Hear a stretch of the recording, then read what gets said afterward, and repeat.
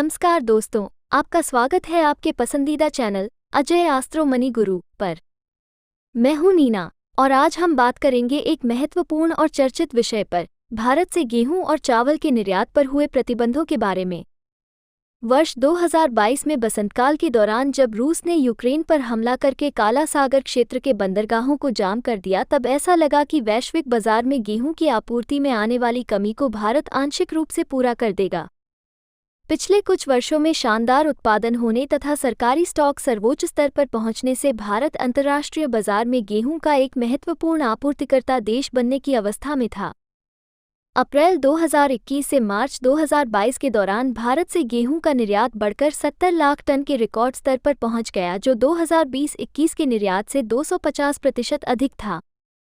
अप्रैल 2022 में प्रधानमंत्री ने कहा था कि देश में घरेलू मांग एवं खपत को पूरा करने के लिए खाद्यान्न का पर्याप्त स्टॉक मौजूद है और ऐसा प्रतीत होता है कि भारतीय किसानों ने संसार को खिलाने का अनुबंध कर रखा है। लेकिन इसके कुछ ही सप्ताहों के बाद हालात ऐसे हो गए कि भारत सरकार ने गेहूं का निर्यात रोकने की घोषणा कर दी और इसकी शिपमेंट पर प्रतिबंध लगा दिया। विश्लेषकों के अनुसार 2022-23 के रबी सीजन के दौरान भारत में गेहूं का उत्पादन उम्मीद से काफी कम हुआ, सरकारी खरीद में भारी कमी आई और कीमतों में तेजी आने लगी।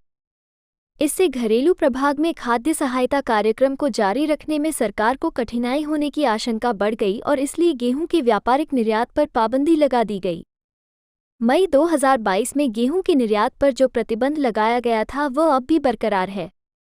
हालांकि वैश्विक स्तर पर भारत को गेहूं का निर्यात खोलने हेतु राजी करने का भरपूर प्रयास किया गया, लेकिन सरकार इसके लिए तैयार नहीं हुई। दूसरी ओर उसने घरेलू प्रभाग में रियायती मूल्य पर गेहूं की आपूर्ति बढ़ाने का निर्णय ले लिया। इससे पूर्व कोरोना काल के दौरान लोगों को खाद्यान्न का मुफ्त वितरण भी किया गया था। सितंबर 2023 के आरंभ में केंद्रीय पूल में 260.40 लाख टन गेहूं का स्टॉक मौजूद था, जो वर्ष 2022 से 12 लाख टन ज्यादा मगर 10 वर्षीय औसत स्टॉक से कम था। भारत से निर्यात बंद होने के कारण वैश्विक बाजार में गेहूं का भाव तेज हो गया था और कुछ आयातक देशों की कठिनाई बढ़ गई थी। हम यहां रहेंगे और आपको सबसे नवीन और उच्चतम गुणवत्ता वाले विश्लेषण के साथ लाते रहेंगे। धन्यवाद।